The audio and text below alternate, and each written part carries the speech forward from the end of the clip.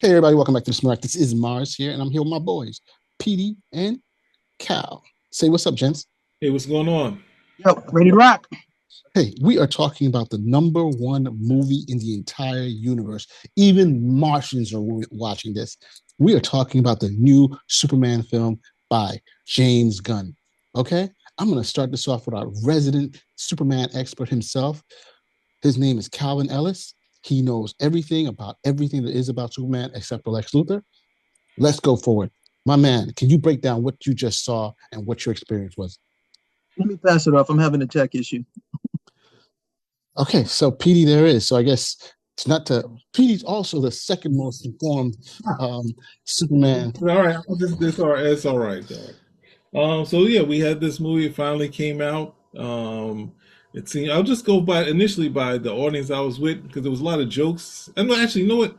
It's really funny because there's a lot of people saying it's a James Gunn film. They're saying it's an ensemble or Justice League film, and I wouldn't say it's any of that. It's definitely a Superman movie. There were points in the movie where the audience, to my surprise, on the Superman jokes, the guys laughed pretty hard. I was like, well, yeah, that was a nice, it was a nice little quip, but it was like, no, they just like, I was like, these guys having a party over here, but they people got some of those bits, but it's basically, actually it starts hitting the ground running. The start of the movie is what we've been seeing: Superman falling to the ice, and Crypto coming to save or help him, and then we get to see the Fortress of Solitude, which is it's the same but different. It does have some of the stuff from Superman the movie, but it also has some new bells and whistles, new robots in there, and that's this actually the.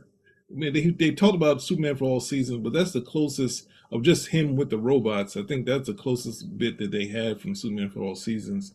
But then, of course, they have the new way for him to get some direct sun when he's in extreme pain. So they get him some direct sun, which we've seen in you've seen in the trailer. But ultimately, there's a incidental incident that happened a little before this, and the hand of Bravia. I think that was Bravia that they were at. The Hammer Bravia. He comes in there and he's putting the beats on Superman. So Superman comes back to fight him, and it ends pretty much the same. But what they've done what they needed to. But we, the audience, find out something that is a staple of the Lex Luthor that's a businessman, like his connections to this stuff. So we and when we get in there, it's immediately set up, and but at the same, the ramifications of what Superman has done is now present in the movie. So when he comes back, there's issues. He goes back to the planet. They're talking about this. We get to see all the regulars from the planet, and then next thing you know, to our surprise, we get the scene where Lois and Clark are talking. Lois is home. She's surprised. I guess that's another what's the name moment. There's background audio in there, but so we had so in this portion they had that talk. They had that talk about what happened, and it gets pretty emotional. And then at the same time, there was a what's it, the engineer, is it for the engineer, the woman, she says she wants to actually go. She watched Superman go into the Fortress of Solitude, and Luthor says no, and then Luthor goes, and somehow he's able to get in with no problem. So everything is going Luthor's way in this movie. Like Superman, he's connected to the hammer.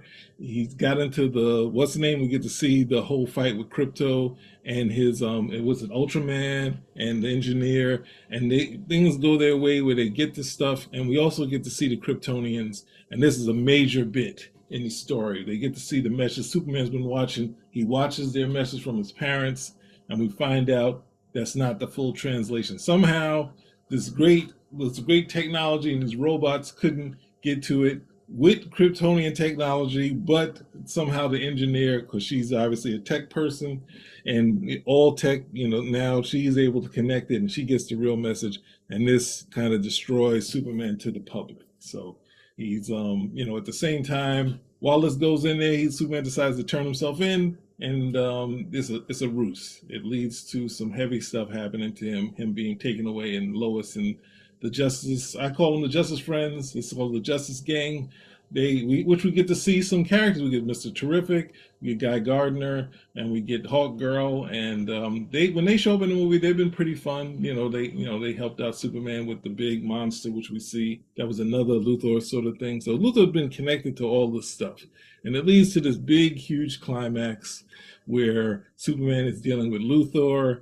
He's dealing with something else we didn't know. This side thing that Luthor's created that actually becomes a terror to the city, and all of it comes together in one movie. Now, for me, I mean, obviously, you can go more in depth in the story. There was a big issue in the story for me because they talk about the scene with Superman going to help Baravia, but at the same time they don't show it. So I had a big issue, just as far as the storytelling was, with this big moment of them talking. I was kind of out of the conversation between or the interview between Superman and Lois, and the cynicism of it of Lois kind of saying she shouldn't, Superman shouldn't report about himself. Like, this is not a bit that's just from from John Burns' thing. This is from like the golden age. It was a staple of the golden age for a long time, and in the newspaper. So it's not like it was something. I understand we get cynical and we decide, oh, this is an issue, but at the same time they fix that issue. Now he'll be giving the stories to Lois, and that somehow gets rid of the hypocrisy of it or that sort of thing. But I just wanted to see what they were talking about. I wanted to see that action happen in the actual story. I do have another bit to talk about in this, but the main story-wise, I just really want to see him go there, do the action, and then have the talk happen later. Otherwise, it was an okay film. What else can I say about it? Man, there's so many things happen. I'm going to pass it off if Cal's back, and he can fill in the blanks, and then I'll go back later. Is Cal back? An okay film? I think you need to revise that, Peter. Cal, it's in your lap. Yeah, I think I got everything sorted out. No, I think it's a pretty solid overview of the movie. We're not going to do any we're not going to do any big spoilers, right? So that's pretty much as far as we're going to go. Marz, it's whatever you want to do. Spoil away, baby. Spoil away. I'm just that way I know I can speak freely. I don't have to have any clamps on. But yeah, I think that's a good overview. The movie hits the ground running. There's I thought the movie, for me, it was too short. I would have liked it if it was longer.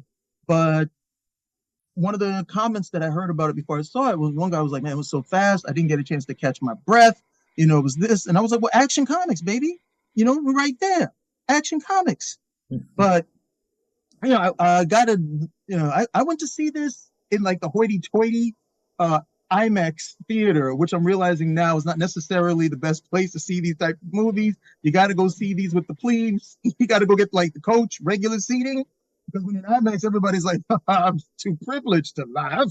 I can't laugh at these jokes. I paid $40 a seat and another $15 for popcorn. Okay, you got to go with the regular people who went like me, bought the crypto popcorn bucket, so they could come over here and enjoy everything. But again, when I went in, one of the mind frames that I had was the first half an hour. I was asking myself, am I actually going to enjoy this movie? Because it's a lot of action, and then I'm waiting for certain things to happen, and within the first half an hour, I realized I was like, no, those things are not going to happen, and they shouldn't, because this is the first movie of a brand new start to the DC universe on film, trying to get this started correctly. And this is also going to be, this is a brand new Superman. This is a brand new take on everything. And we're just starting. We're just going forward. And this movie, okay, is the first movie to start everything off. So with that in mind, I was able to, rejigger. And my expectations were definitely not the same once I got that in line. And, I had a couple of mind frames. Look, if I was an 8-year-old kid and I came to this movie, I would be totally enthused. This would be all the action that I could want, all the jokes that I could want, all the sense of wonder that I could want. So, at me at this age, if I'm not into it, then maybe I need to start reading these comics. So with that realization, everything was cool. The dynamic between Superman and Lois. I did want to ask Petey, do you mean All-Star Superman or Superman for all seasons in terms of the robots?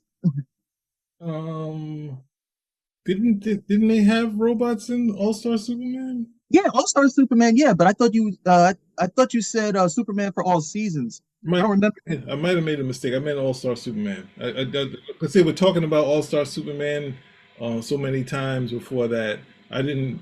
There was only a couple of bits that I saw from there. I saw something from other things, but not really much from there, especially Superman. Because they're attributing the robots to All Star Superman, and I think if you talk to Grant Morrison, he's attributing those robots to the very first Fleischer cartoon where you had these robots and they were all numbered. So that might be some of the lineage right over there. But and I already said this. Superman has a very, very big world, and they barely, even with this film, they barely scratched the surface on it. But this is the first film where they went as far as they did, where okay, he spends more time in the Fortress of Solitude than just taking a crystal and actually putting it inside of a cylinder. And okay, I got my information, I'm out. Okay, yeah, there's robots there. There's a whole bunch of tech there. The That whole dynamic with Lois Lane, I thought was very good.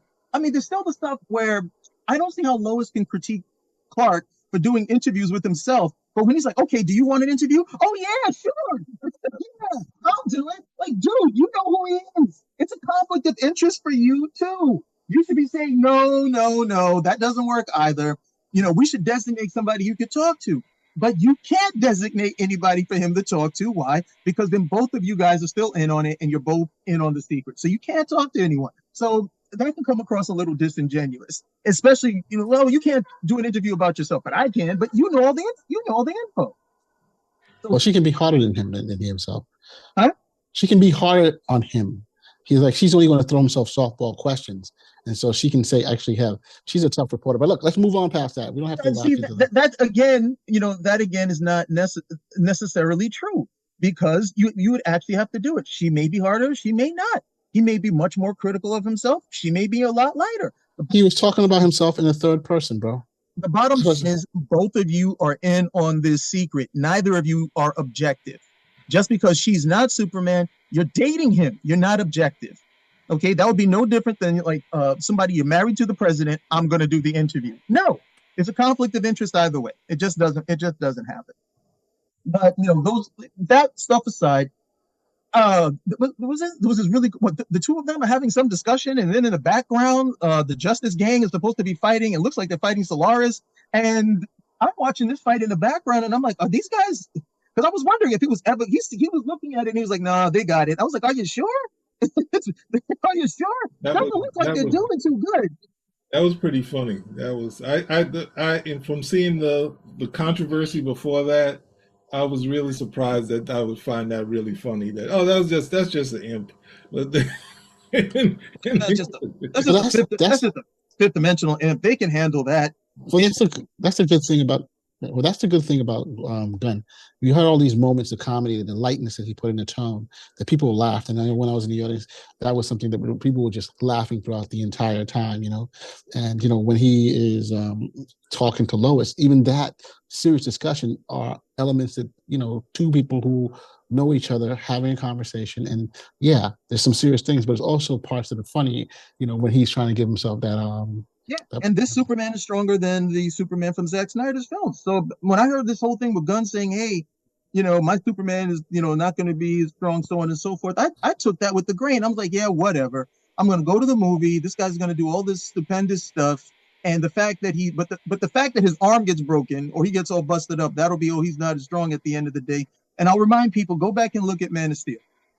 Okay, go back and look at Man of Steel, and you'll have a hard time saying, well, he didn't get jacked up in that film, and he sure as heck got jacked up in Batman v Superman. Okay, if there's one thing we definitely want to say, this Superman didn't come over here and nearly get killed, by a dude in a suit of armor. Okay, and that's all he had, not this guy right over here. So, there was some really cool. I mean, he was taking a bath in antimatter while holding up Metamorpho's son. What was it, Joey? He's holding up Joey. And literally, it's antimatter that he's just going through at this point, but he's still keeping Joey up at the end of the day. And then they're about to get sucked into a black hole. And, how do they escape? Superman pretty much uses the super breath, blows them free of the whole thing. So he blew him free with just his super breath. Just his super breath. Man of Steel, this dude had to hunker down and like, oh man, I gotta like really hunker down and use the speed and everything of this nature. His strength is so casual. And because everything is a lot lighter, more funny, more colorful, everybody, oh, no, because of the thing. Oh, right there. The dude's awesome. So, I was also coming into it looking at it. This is new for a whole bunch of people, even for people who think they know Superman. Okay, this is, I think, new for a lot of people because I'm looking at the Hammer of Baravia, and as soon as I see the eye beams coming out of the visor, and I'm like, okay, that's some Superman guy in there. Because the first thing when I'm looking and he's beat up, I'm like, okay, it's either kryptonite or it's got to be something Kryptonian, because that's the only thing that could do something of this level. And sure enough, it's a clone. So I didn't necessarily care for that because then you get a twofer. You get Ultraman, who should be from a different universe, and you get Bizarro, so they're kind of split in the middle on it. And I'm like, why can't we just, do Bizarro? Can't we do one of the two? Like, no, but that resolves the whole thing. Because, how could Superman not get roughed up by Superman? And then you get that nice little, for all you Snyder people out there, you got that nice real moment where he dislocated his arm, so he could like, oh, you see how tough he is? Look, and then he snapped it back into place on his own. And the people are telling him, hey, stop hanging around. See? So you got your little scream moments over there. You got your, your nonsense realism with the arm being out of the socket. But overall, hey, 9 out of 10 for me. I was thoroughly pleased with the entire film, with the exception of one thing. They turned Jor-El and Laura into a pimp and a madam from another planet. I couldn't believe that. I knew they were going to do something, because the first thing they said was, oh, well, this part of the message, I've never been able to do it. So I'm like, you can't do it. The robots can't do it. Supergirl, who's from Krypton, none of you guys can get together and somehow retrieve this. But the engineer, they come in here, and we're supposed to trust that the engineer got she got the message, retrieved it, didn't tamper with it, and then Lex Luthor brings over, and they stood on business on that one, 10 toes down, as they like to say. No, your parents wanted you to come here, take over the planet, get a harem going, and then by the end of the film, he's pretty much rejected his Kryptonian parents. I'm like, what? No, absolutely. That is just so bad.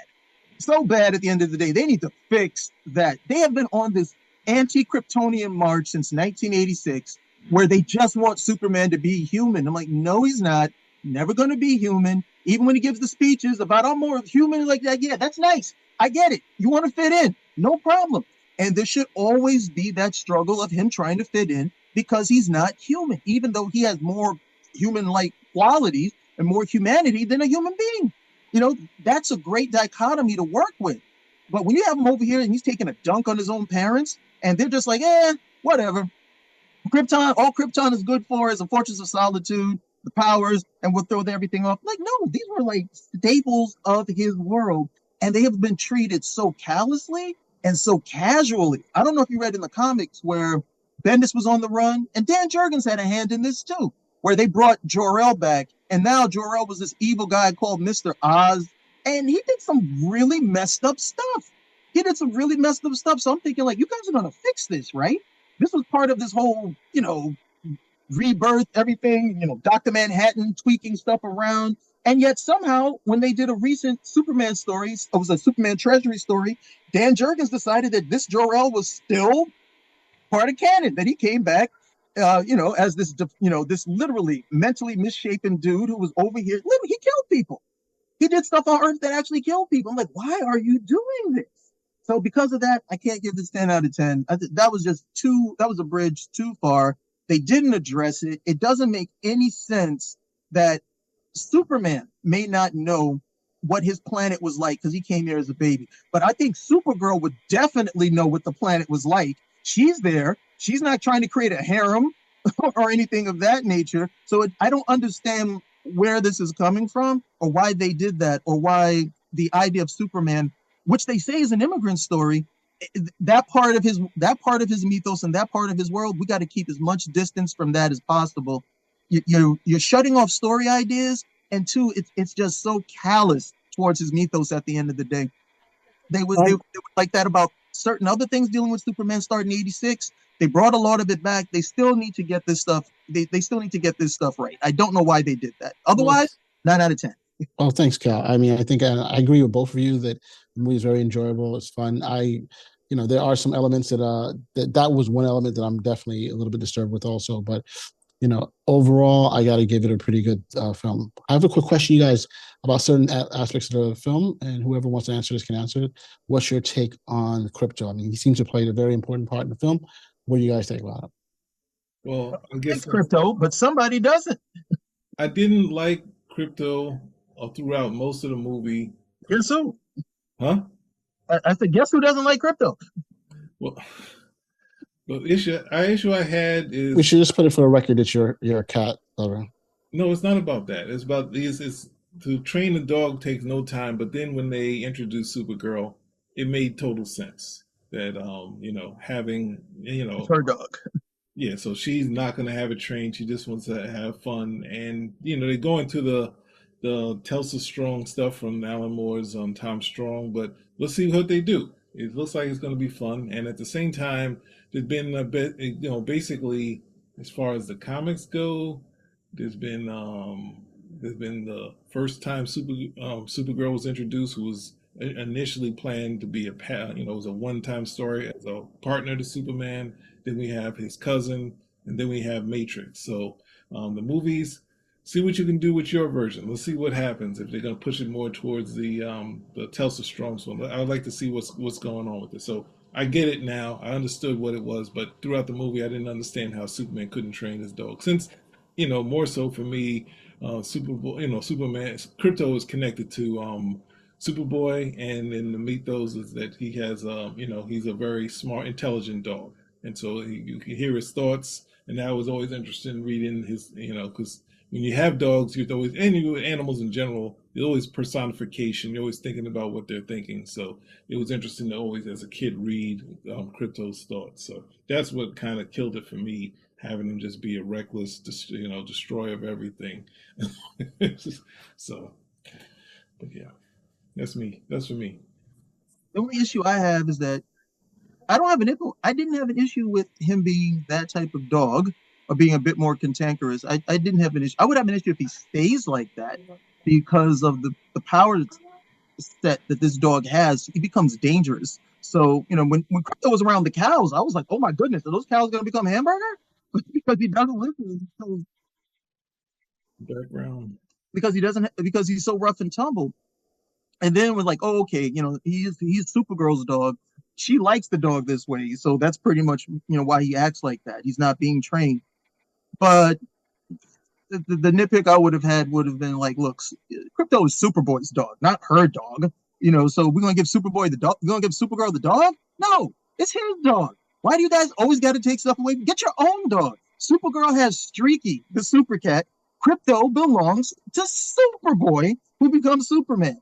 But again, that's gonna be me. But hey, I can let that go for the movies because I got that in the comics, so I don't have any issue. But for those people who don't know, Crypto is Superman's dog, not Supergirl's. Supergirl has Streaky the super cat.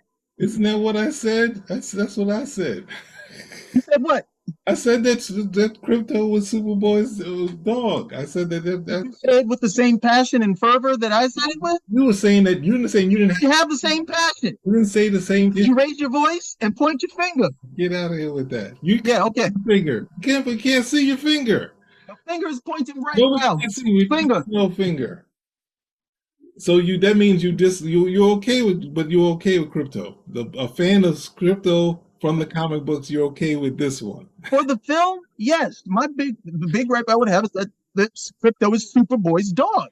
And I don't like it when they take stuff away from Superman's mythos to give to other people. I don't like it. Oh, we'll give her the dog, okay? Or, we'll give, Pandora will be this person's hangout spot. Like, no, that's all his stuff. Get your own stuff at the end of the day. And Supergirl does have her own pet.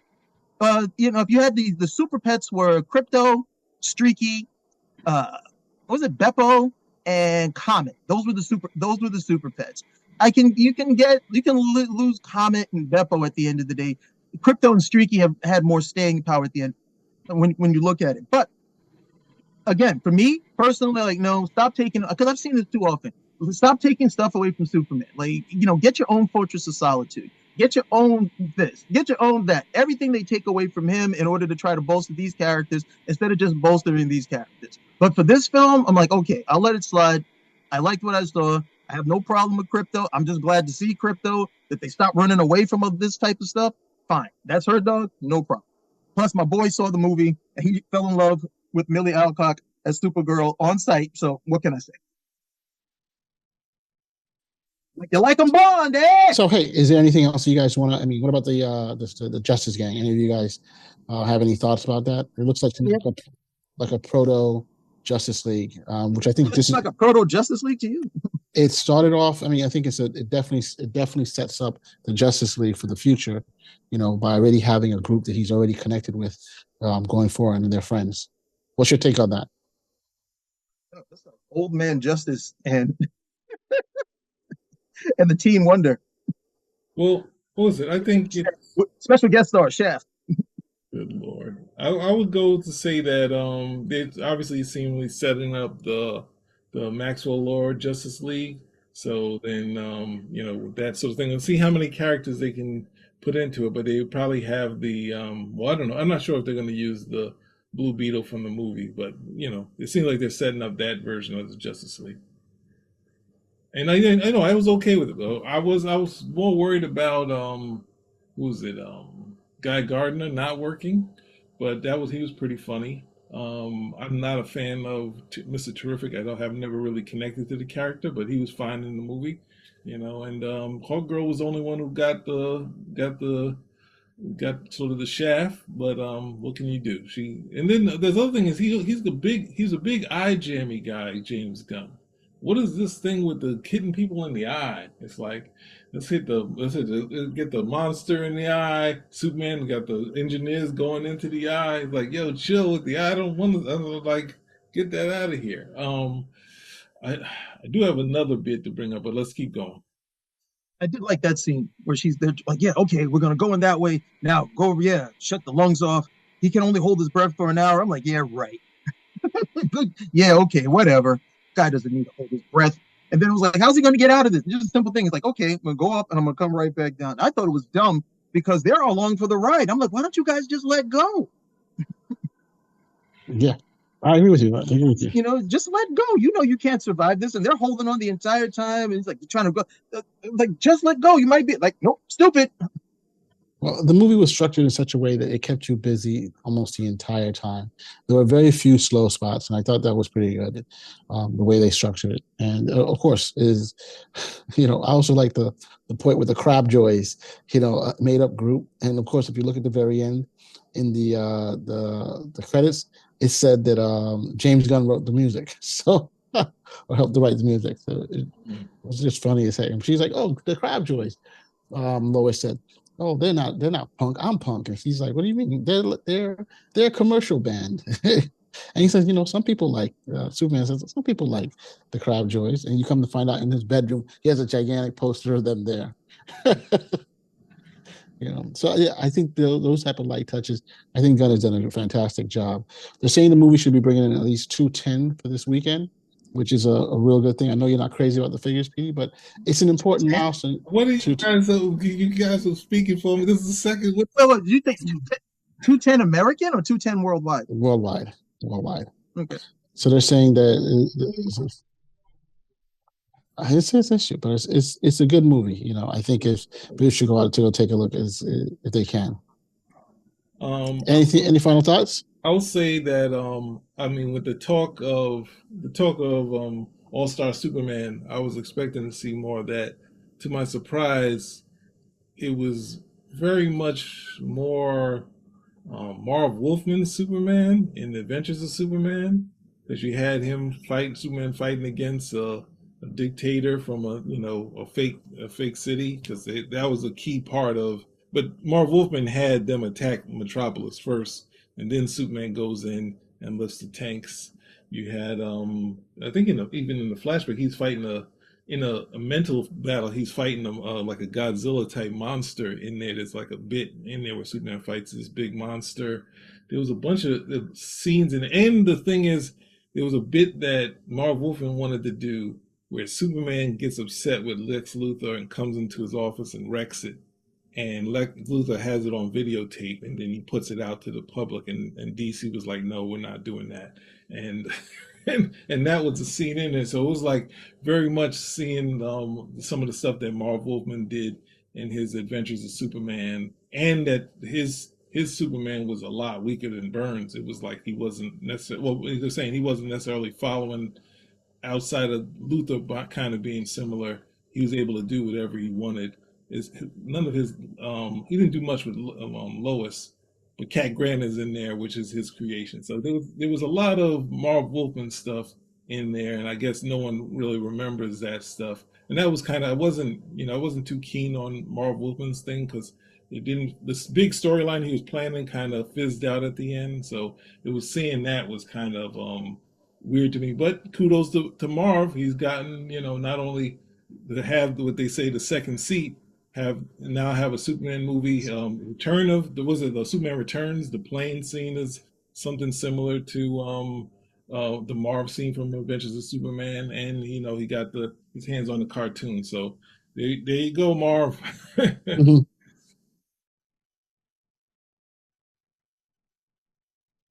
Cal? Don't you have to go, Marz? You saying any last words? You got any last words, or you got a lot to say? I thought we were gonna. Yes. I thought you had to check out.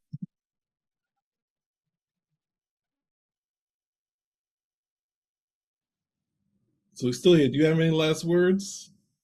Go see Superman. 9 out of 10. All right. So thank you guys for watching. Spin the rack. Out.